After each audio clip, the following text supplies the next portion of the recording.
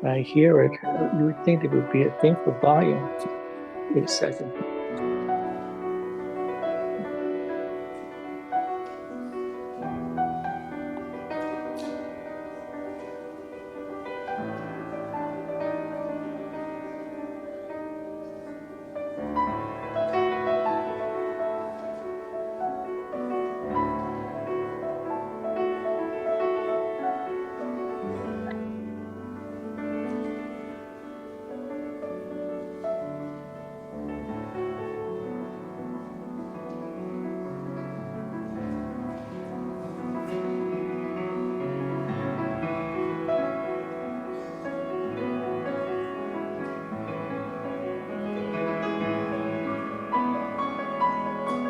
You want me to hide the participants? No, to people who are logged in. I like to see who's logged in. Okay, so you leave it on. According to this is as loud as I can get it.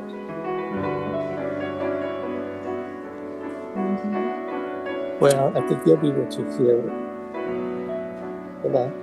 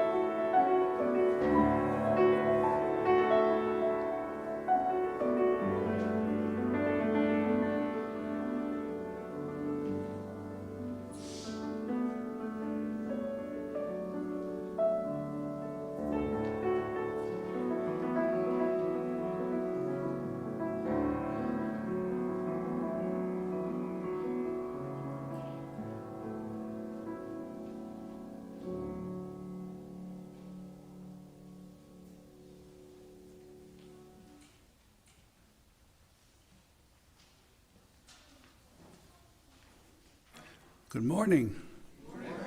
Welcome to the Unitarian Society of New Haven. To those of you here in the sanctuary, as well as online via Zoom or YouTube.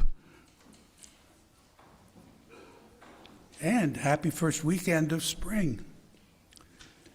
I am Rich Stockton, a member of the worship committee and your worship associate today. You can refer to me with the pronouns he and him.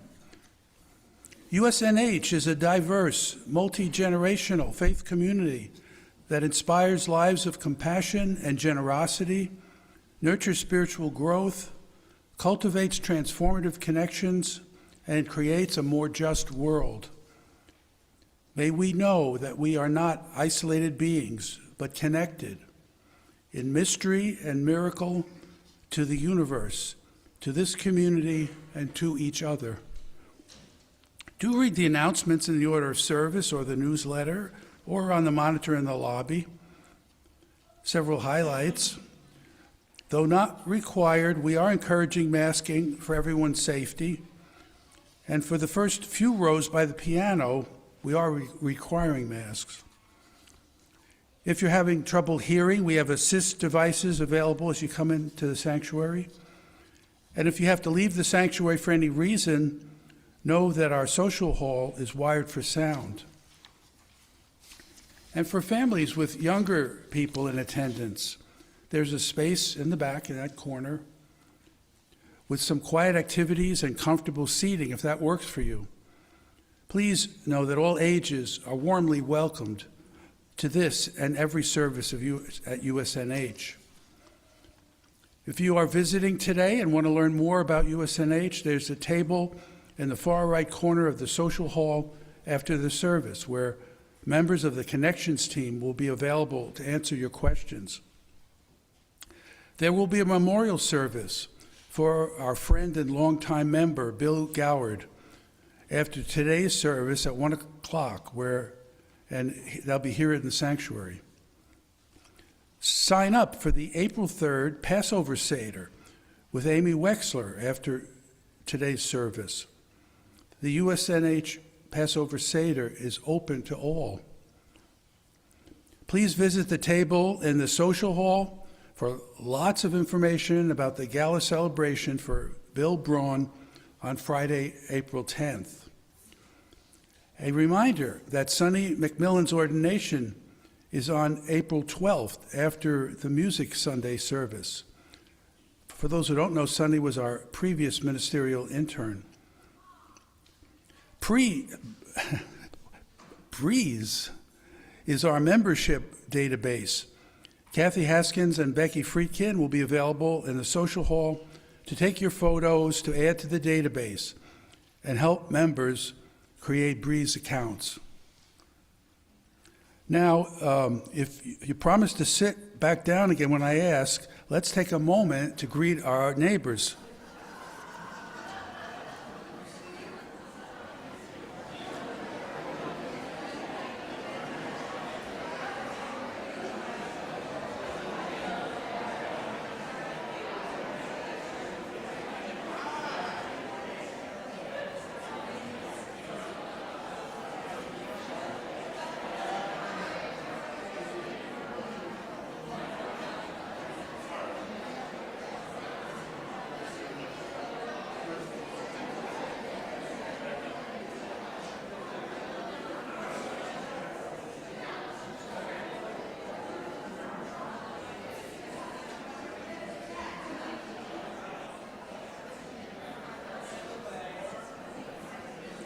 Okay, now please be seated.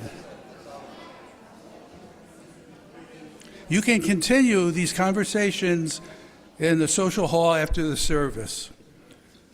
Now, let's relax, take a deep breath, make sure electronic devices are silent, and let us settle in to worship.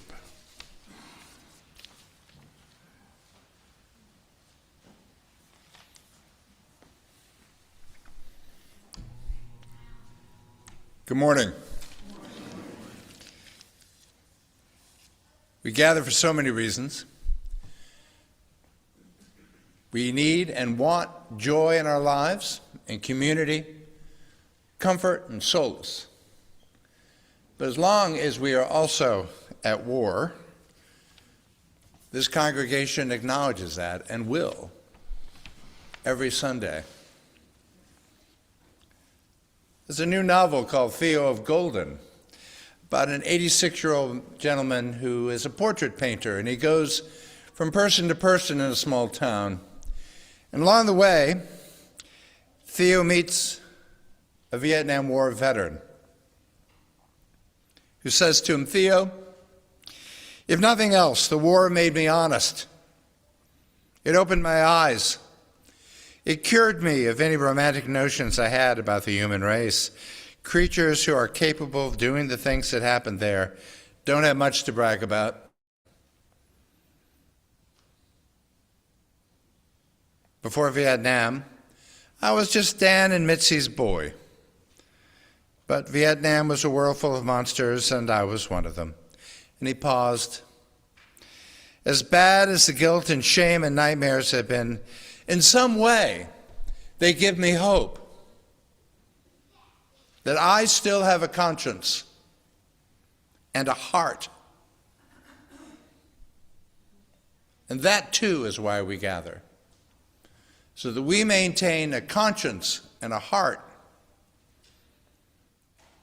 In a time of war, we will not surrender our conscience or our hearts, and we will summon up courage, because it takes courage in war to survive, and it takes courage to resist.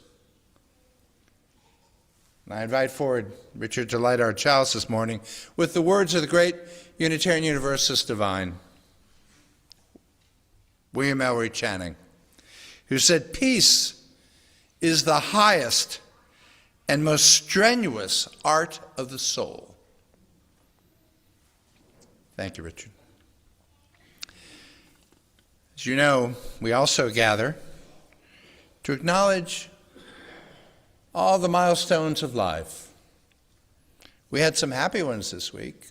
Jackie, you called me and said that Barb and Bjorn in Sweden wanted, in a FaceTime conversation, wanted all of you to know that they are enjoying their lives there, and they're getting the care and that they need, and they wished you to know that they're doing well and that they miss you. And sadness.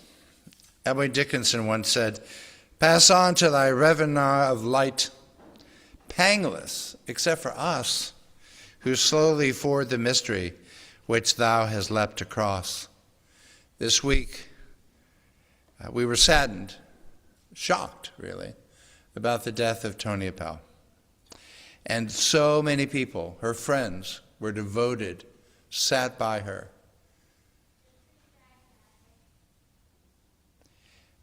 In conversation with the family, Amy Wexler and others are going to let us know and let you know when the service will be for Toby. But I thought it was really important, because she was such a beloved member of this congregation, that we have a time of silence to bless her name. For the life of Toby, let us hold silence together.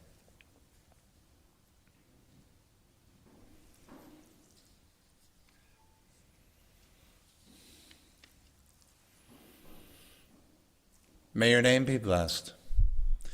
And we have lit a candle and a stone for Toby. We invite you, as our tradition compels us to do, when we sing our first hymn, which will be number 86, Blessed Spirit of My Life, please come forward. If there is a sadness, a burden in your heart, please put the stone and the shell in the water. Or if there's a joy in your life, light a votive candle to express and to share that. We invite you to come forward. We invite you to stand up, willing to sing together number 86, Blessed Spirit of My Life.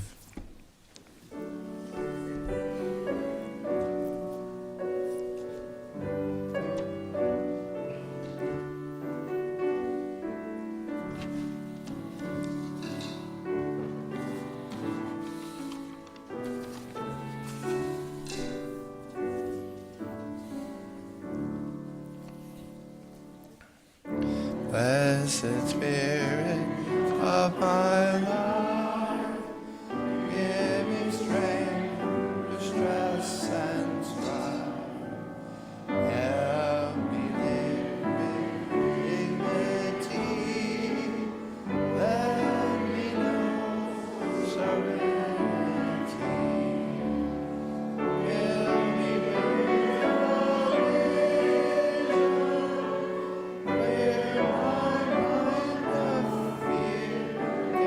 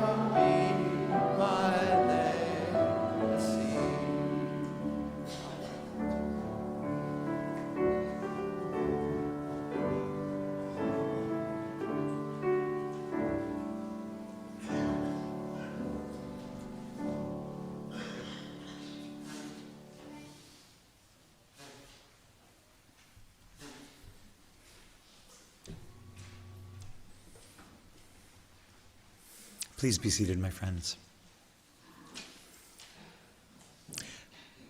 My name is Jesse Grice. My pronouns are he and him. I am your coordinator of congregational life. I thought this week of a story that probably most of us are familiar with. If not, then this is a good morning to familiarize yourself with it. It's an old story that speaks to the way that different people perceive the same thing based on a kind of a narrow data set or vision. The story talks about three people who live in a world of darkness and are asked to reach out and perceive something, in this case, an elephant, and to describe what it is that they perceive. The first one reaches out and touches the elephant's trunk and describes an elephant as a long hose. The second reaches out and touches the elephant's ear and describes an elephant as a flat, smooth, slightly wrinkly surface. And the third reaches out in from a place of danger and touches the elephant's tail and describes an elephant as a long rope with a little fringe at the end. One of the values that is so important to Unitarian Universalists is pluralism, the idea of living in deep respect and deep understanding of different people's views about what is true, right, divine in this world. And I find that this story, slightly reframed, can be a perfect way of talking about pluralism. Everybody in this world has questions, experiences mystery, experiences wonder. There is a way in which in our spiritual lives we tend to wander in a kind of darkness, seeking answers, reaching out with our senses, with our logic, with our wondering, to try to perceive the elephant in the room. That is, this universe, this world. And different people through history have reached out with their senses and their wondering and perceived a little bit about that elephant that's out there. Some of us might reach out, and what we experience with our senses might be a dangerous world, a world in which there is poverty, in which there is hurt, and that might shape the story we tell about what the world and our universe is. Some of us might reach out, and when we perceive that elephant, we might perceive something different. We might perceive our own privilege, our wealth, our good health, and that might shape the story that we tell about what this elephant is to those around us.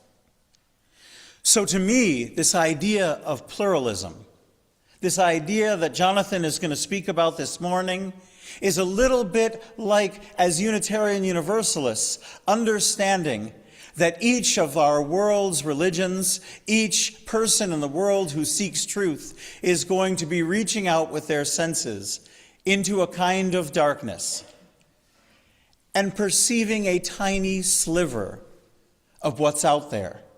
And then they will come into social spaces, into common shared spaces, and share what that is.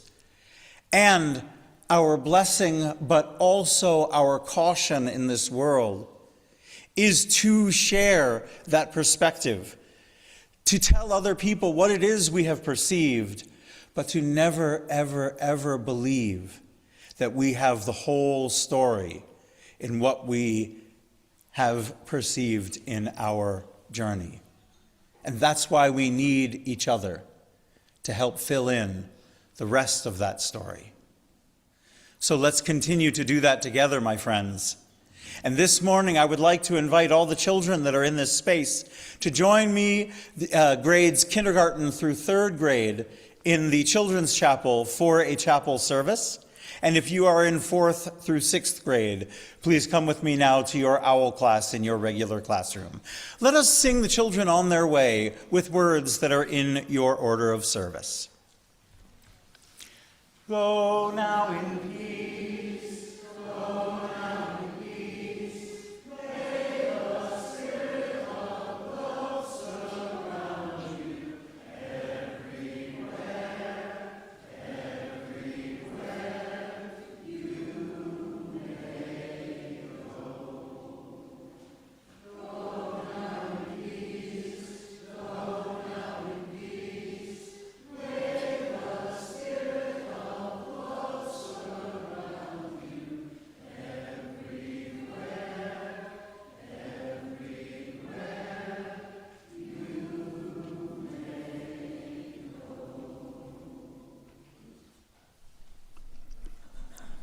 Covenant.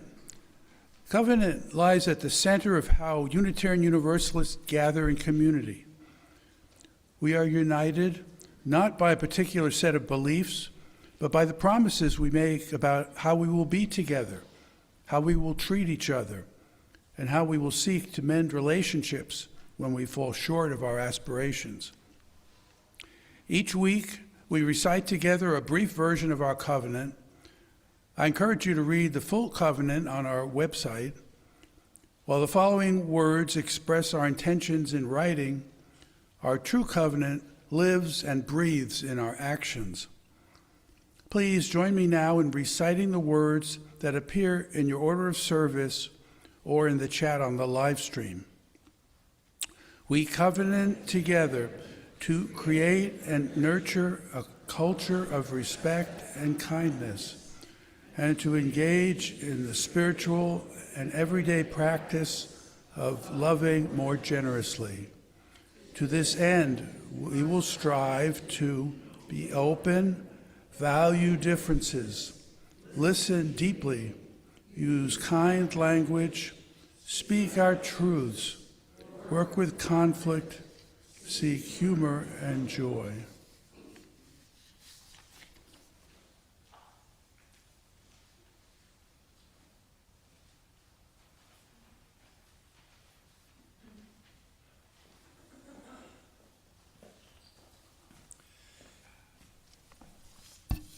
Sometimes we Unitarian Universalists take a little bit of quiet pride in being perceived as doubters, as heretics, as dubious kind of folks.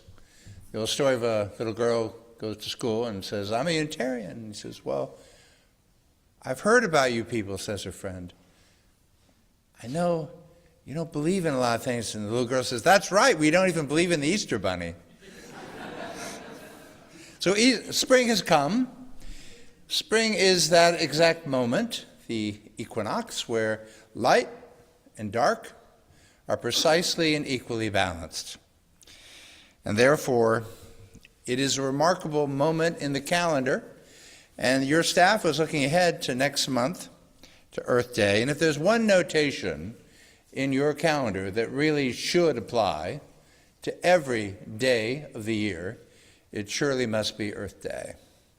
And folks are planning ahead, even with, according to Maggie, a new version of You Are My Sunshine for next month. But I found a reading by Thelma Palmer, which I adapted, and I defy anyone in this congregation, no matter what a heretic you are, to say, you know,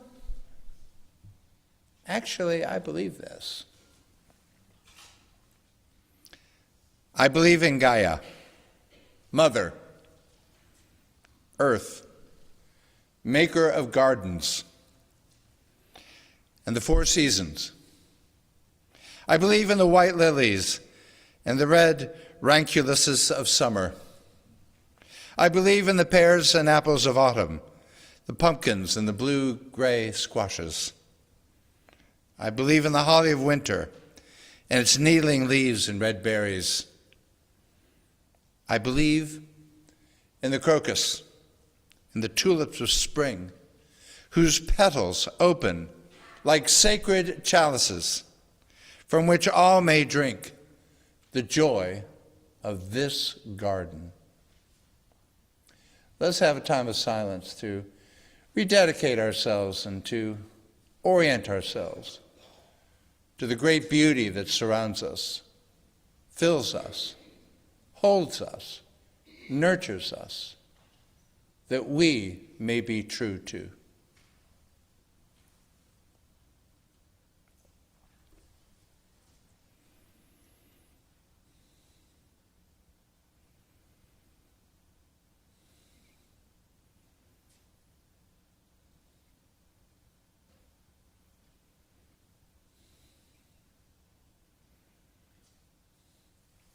Amen. And now this morning's stewardship testimonial of James and Amanda will come forward, please.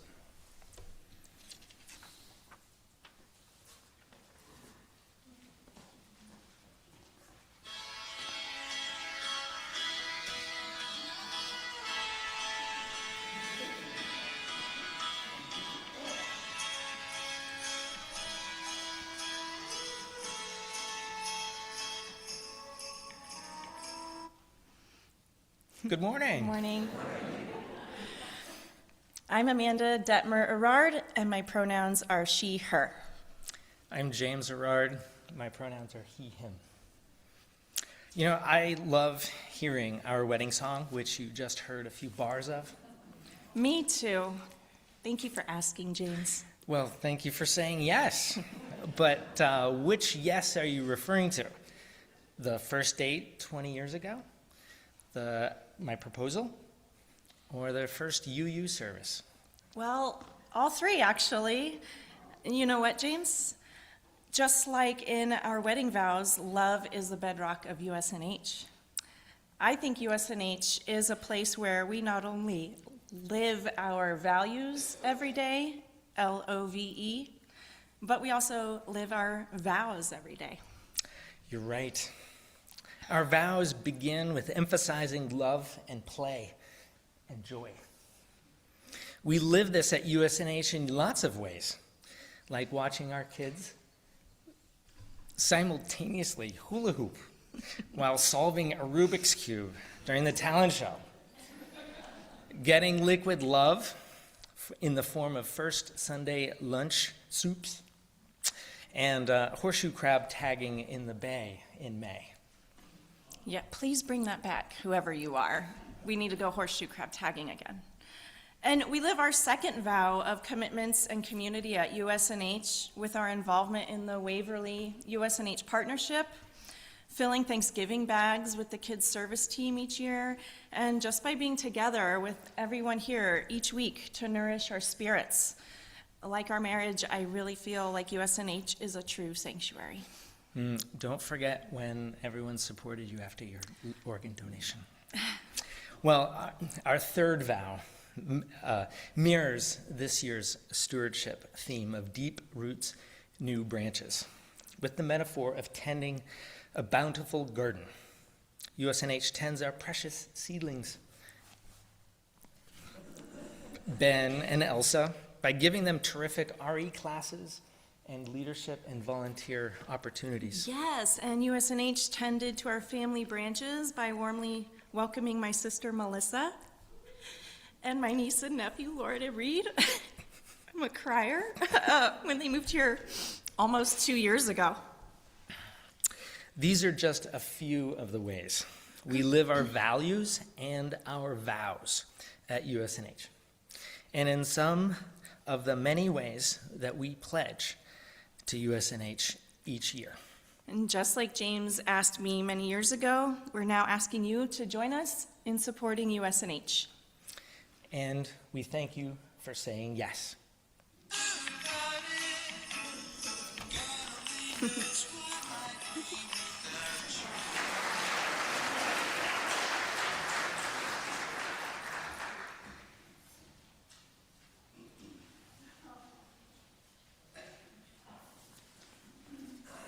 Well, thank you, James and Amanda.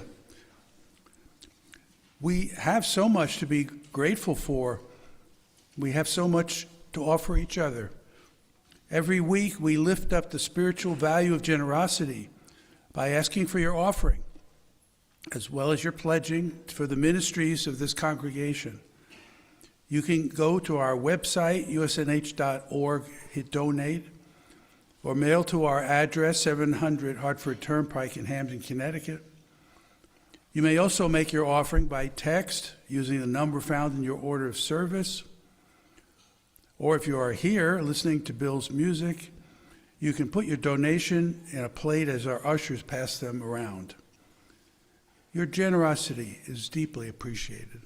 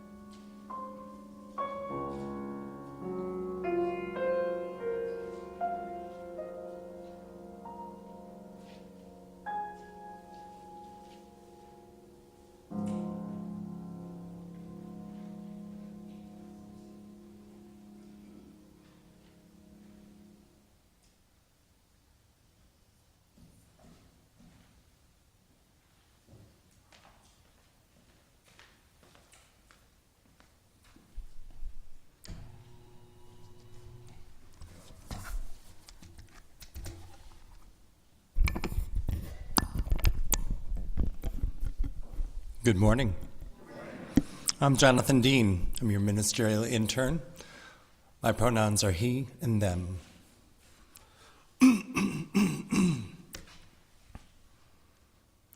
America would do well to move toward this model of pluralism. A different way of envisioning it is to think of the United States not as a melting pot, but as a potluck nation. Potlucks are civil spaces that both embody and celebrate pluralism. They rely on the contributions of a diverse community. If people don't bring an offering, the potluck doesn't exist. If everyone brings the same thing, it's boring. And what a nightmare it would be if you brought your best dish and you were met at the door with a giant machine that melted it into the same bland goo as everybody else's dish. The whole point of the potluck is diversity of dishes. Potlucks respect diverse identities by enthusiastically welcoming the gifts of people who gather. They facilitate relationships among people by creating a space for eating and socializing and making surprise contributions and connections. And they cultivate in people the importance of not just the individual parts and the connections between them, but the health of the whole. Everybody benefits from a clean kitchen, enough dishes and silverware, and a safe and open place to eat and socialize. When it comes to potlucks, these are the structures of the common good. Everybody plays a role in their upkeep. A potluck is both poetic metaphor for imagining the nation and a concrete event that you can host to strengthen pluralism in your own neighborhood. Indeed, a potluck is the ultimate democratic form. No governor, no president, no general can force anyone to do it. We, the people, do it for ourselves. And ultimately, the strength of the diverse democracy rests on the belief that all of us have contributions to make, and that we are better together than we are apart.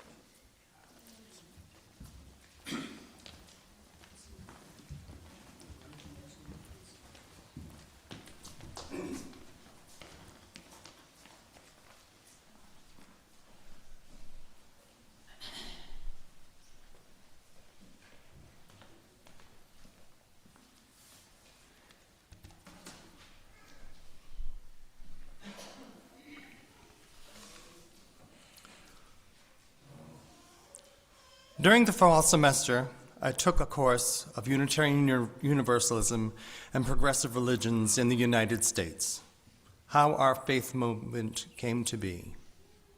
From its Unitarian and Universalist Christian faith to what we now know as Unitarian Universalism.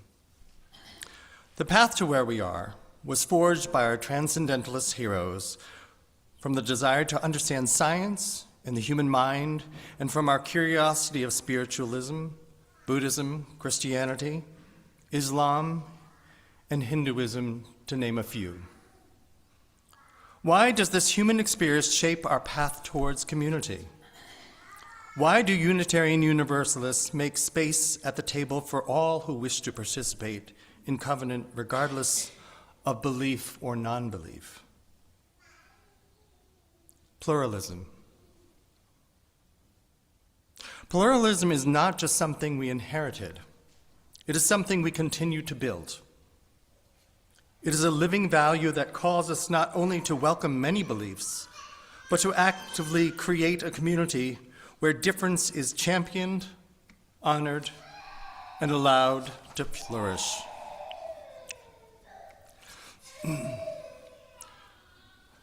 The Unitarian Universalist Association offers that pluralism comes as our theology eventually grew to embrace a pluralism that those same forebears might not have thought imaginable. This core value of pluralism is something that is swirling in my head as a second-year seminarian. Pluralism, just like Unitarian Universalism, expands and contracts and redefines. It began as a theological idea, but today it reaches to race, class, gender, sexuality, identity. For the sake of my sermon this morning, I'm taking the all-inclusive approach. And to understand this, it is important to look back. I think to understand some history can give us context in how we have evolved into this Unitarian Universalist faith movement. In the early 19th century, Unitarians and Congregationalists parted ways as a shared faith, disagreeing not only on theology, but on how faith should engage reason, science, and the human condition. From this movement, our faith tradition began moving forward towards something broader, more expansive. It is from thinkers like Thoreau, Emerson, Parker, and Fuller we begin to see the path to pluralism. I would like to introduce you to, if you don't know them already, two of the individuals who helped pave our pluralistic path, James Freeman Clarke and Glover W. Barnes. James Freeman Clarke was a minister, a theologian, a professor, a Harvard Divinity School professor teaching comparative religions. He would explore the commonalities among the world religions, not looking for difference. He was looking for shared truth. Clarke would present and publish a sermon titled, "The 5 Points of Calvinism and the 5 Points of a New Theology." Clarke challenged Calvinism and proposed an alternative theology from a Unitarian perspective. The sermon emphasized the following: God is a benevolent father-like figure. He would challenge the concept of sin. All people are children of God, transcendentalists and Christians alike. We have similar truths. Jesus was a leader and from God. He challenged creeds and worked in opposition of hierarchy. The concept of salvation was also challenged, introducing a universal theology. The universalist principle that we are born blessed would converge with his thoughts on salvation. He argued for individual growth model through self-exploration and considering everything. Individual transformation is possible. Clarke did not call it pluralism, but he set the table which we now enjoy in our faith movement. Glover Barnes entered the story in the 20th century during the civil rights movement. He was a scientist, a urologist, and a lifelong Unitarian Universalist. He was a vocal member of the Black Unitarian Universalist Caucus. Dr. Barnes made a speech at the Unitarian Church in Cleveland, which was being given from a white Unitarian society who were resettling into a rural setting to a black Unitarian society. There was some disagreement on the gift of this building, as the white Unitarians, who believed that they were helping, actually reinforced the concept of privilege. Their intention was pure of heart, and Dr. Barnes spoke to this. Barnes' speech, The Case for Integrated Unitarianism, confronted the benevolent white congregation with their assimilation language. Barnes stated, what we call integration was not really integration. It was dysregulation. It was palliative. Barnes argues that the statement that the people lose identity when you attempt to blend them together.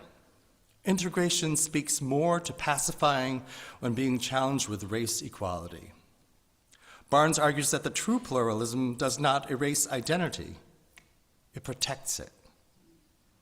He furthered, the human revolution is concerned about the integrity of the relationship between the black man, white man, yellow man, and red man, and all men on earth.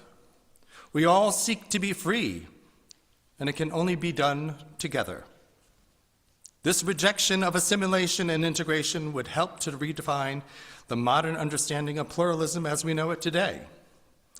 Assimilation would mean leaving a cultural history. Barnes was adamant in maintaining the uniqueness and cultural experience of groups intact. History, after all, is where we can learn and understand. By erasing history, we will never know.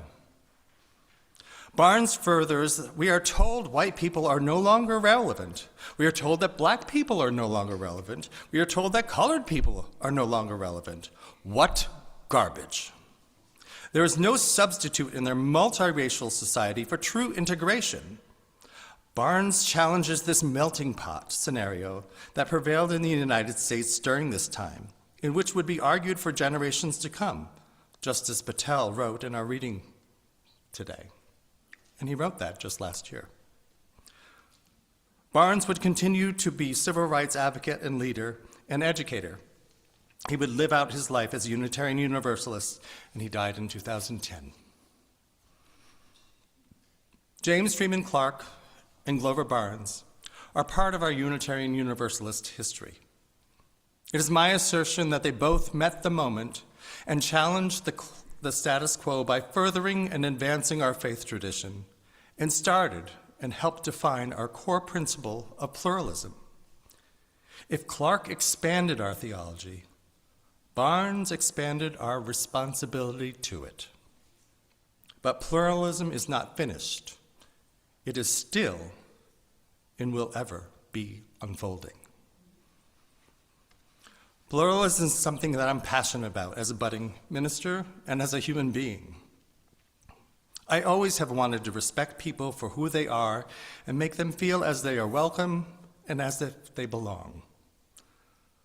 I will speak now to a consideration for future in advancing pluralism, our potential path forward, a path to create a more welcoming community and a space of belonging. When I grew up, I would befriend peers that would, later in life, be diagnosed as neurodiverse. Back then, they were just seen as odd.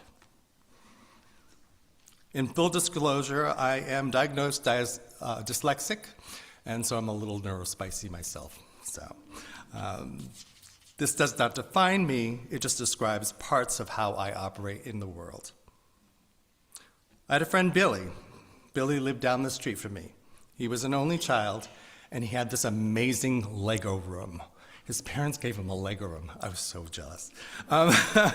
We spent hours creating and playing in this room, hours and hours. When he was 40, he would be diagnosed with autism spectrum disorder. His life spent not feeling as if he was ever welcomed. He never felt a sense of belonging. I had another friend in my school district, CJ. She was selectively mute, and the smartest person I ever met. She would solve a Rubik's Cube behind her head. I don't know how that happened, but it was kind of cool. She too would struggle with peers, but due to her intellect and talent in computers, she would find her way to Silicon Valley. She too was diagnosed later as neurodivergent. I would spend many of my days arguing with peers who would taunt Billy because he was weird, or would taunt CJ because she did not speak. CJ did speak, though. I understood her nonverbal communication, and I could get a nod out of her by questioning her. She was brilliant, but it was a long path for her to feel as if she belonged. I've spent the past 25 years as a therapist working primarily with neurodivergent teens and adults along with their families. What I know has come from my own research, trial, and error, lots of error. Not much has been written on working with teens or adults who are neurodivergent in the past 25 years, and the field is still a little bit thin for this material. One thing I've learned is this: to be inclusive of neurodiverse populations and intellectually diverse populations, you need just to watch your language. Literally, think about your language and how it might be perceived. I have a method for the language I use in my sermons, in readings, and conversations. I've been told that my language is simple in my sermons, and perhaps I'm not sophisticated. There is a reason for this. There's a method to my madness. If you see me searching for a word to describe or say something in a conversation, it's probably because I'm attempting to find a word that would be more commonly known by all. I want to be inclusive and welcoming in my remarks and my conversations with everyone. I will circle back to this language in a moment. 1 out of 31 people in the United States is considered neurodivergent, which was found in a research study at Yale a few years back. The UUA, Unitarian Universalist Association, started to address neurodivergence in congregants and ministers with our core belief of plurality guiding their discussions. They're developing guidelines for neurodivergent members, and as expected, much of the work concentrated with youth. Neurodivergence does not go away. It is lifelong. It just means that a person's thinking brain is set up differently than a neurotypical brain. People who are neurodivergent can struggle with sensory issues, organization, interpersonal or social struggles, and learning disabilities. Diagnoses of ADD, ADHD, autism, dyslexia, or learning disorders are all considered to be neurodivergent. We will need to address this at the national level, but USNH, y'all are pretty fashion forward. We can lead this pluralistic endeavor. We're just that cool. Some of the easiest ways to start are very adaptable as a community. It might be helpful for people with executive functioning or struggles with processing issues. These are common issues with people who are neurodiverse. To have outlines of sermons so they might have an easier time understanding the flow of the service. Educators in this congregation will know very well that the more sensory input you place into your teaching, the easier for the learner to understand. Verbal with visual formats are valuable for all learners. This is why PowerPoint is a chosen method for presentations. People retain it, take it in, and comprehend, and understand easier. PowerPoint even has a speech-to-text feature that is incredibly accurate. I also define pluralism in the beginning of the sermon as to not assume that everyone knows what the word means. When some neurodivergent people get stuck on a word that is unfamiliar, they can continue in attempts to decode its meanings. I will give you a live example right now. The decoding is when the auditor sojourns attending and engaging in the procedure of endeavoring to comprehend what was specified in the aforementioned reference. Everybody got that? I'll say it again. This decoding is when the auditor sojourns attending and engaging in the procedure of endeavoring to comprehend what was specified in the aforementioned reference. You all understand what I'm saying, right? Right. What I just said in common language is, decoding is a time when the listener stops listening to understand what just has been said moments ago. Plain language. Language matters. This is what happens when words are too foreign and decoding is pervasive.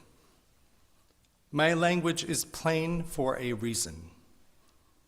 I am at a world-renowned university that is known for its academic excellence.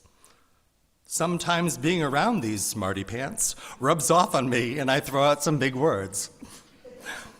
I'm a product of my environment, and I'm eternally sorry for that. These are just some of the examples of how we can serve neurodiverse communities with this principle of pluralism. It may be difficult to make the shifts, but to help a community which is in need of community is worth our consideration. This is how I see the values of the formation of faith. They never end. Once we have met a challenge, it is our interest in starting learning and expanding towards making this space increasingly a place of belonging. I may be completely off my mark and too lofty in my thoughts of this pluralism that we all value. Yet this is our path as Unitarian Universalists. We are the explorers. We generate new ideas.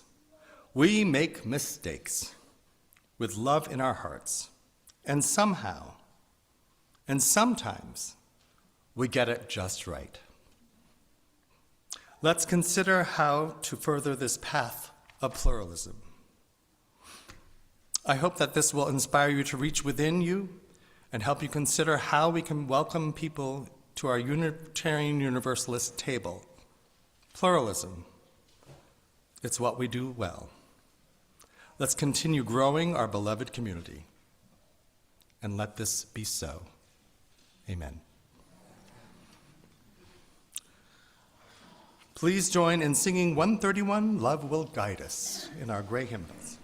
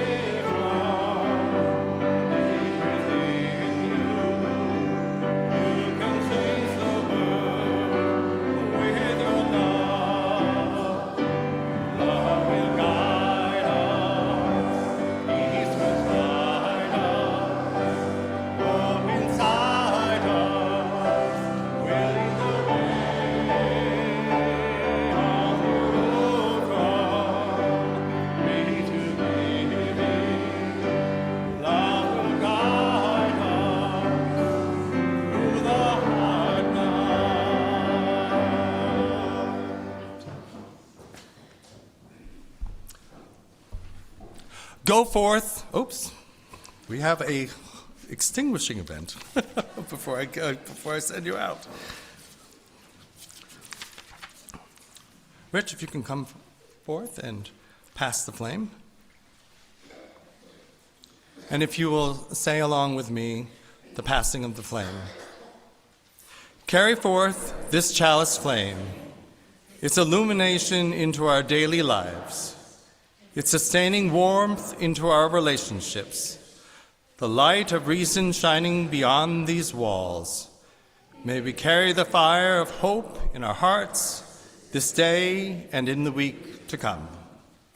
Now, go forth in simplicity, Find and walk the path that leads to compassion and wisdom, that leads to happiness, peace, and ease.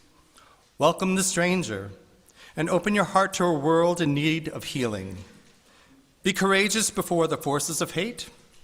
Hold and embody a vision of the common good that serves the needs of all people. Go now in peace. Amen.